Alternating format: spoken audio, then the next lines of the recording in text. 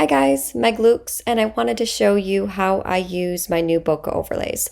This is the entire set right here, and obviously this is a portrait orientation image, so I'm going to look at the different overlays here in portrait mode, and I think I want to have the bokeh be at the top right here.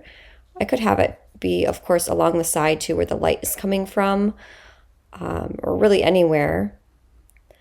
But I think I want it at the top. I like this one too quite a bit. And you can move these pins around, which is really nice. So as you can see here, I could like move this one like over here.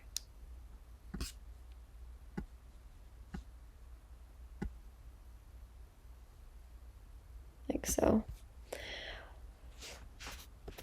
But I think I want, like I said, something to go at the top.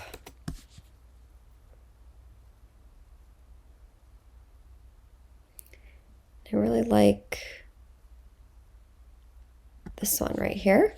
So I'm going to go ahead and select that and select my brush, click on this, and just move it up. You can move it around like this, I think.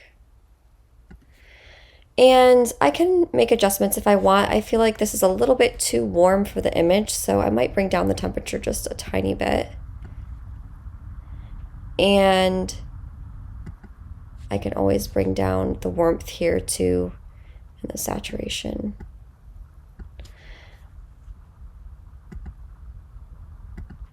And I feel like these are really bright right here, so I may go in, select my brush, click on erase, and just lower the opacity a little bit on these two that are brighter.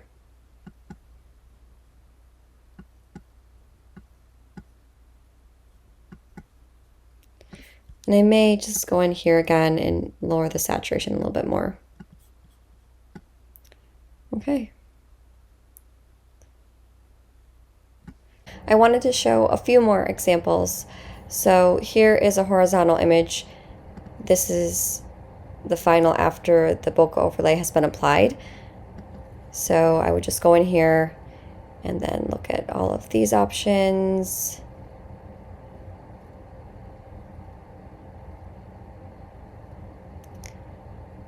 This one is obviously different than the one I applied here, but I like it. So I'm going to grab my brush and then just drag this to the top. Where some of the light is coming from, there's a window to camera right here and then behind her as well. So that's lighting her from the side and then from behind her. And I just want to apply this overlay right behind her. And I like how this looks. I might lower the temperature just a little bit.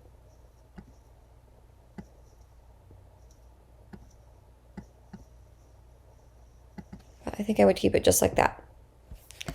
Here's another one. So this is before, and then this is after.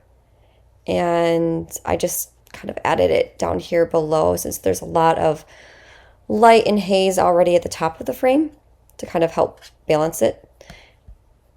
Here is another example. So this is the before, this is the after. So I just went in, again, looked at the portrait orientation overlays.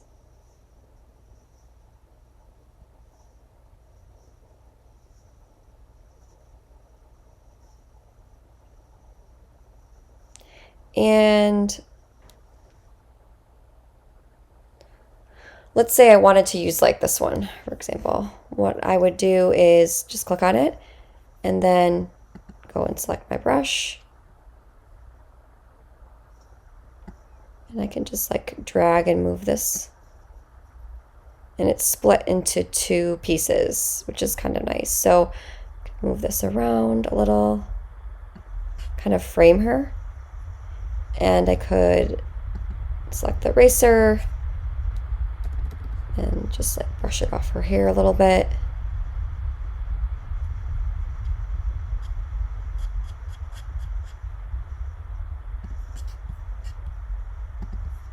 And then I could move this one around too if I wanted. I could bring that down. And then also brush off right here, off of her. So that's an option. Or I could go with something like the one I selected, which was this one right here. I could just move this over like that. One of the other things that I like to do is just maybe adjust the strength of the overlays. So I'll go in here, select my brush, select the pen, and then always boost the exposure a little bit more, the highlights, the whites. I sometimes like to increase haze too, so I'll take the dehaze slider and move it to the left. And you can see that brightens it a little bit more. Or you could bring it the other way to darken it. Same thing down here, just clicking this portion, darkening it a little bit.